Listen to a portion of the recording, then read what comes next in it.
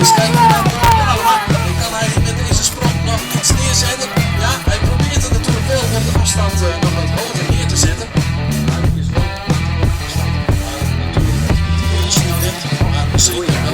Je kunt Hannes gewoon probeert het nog.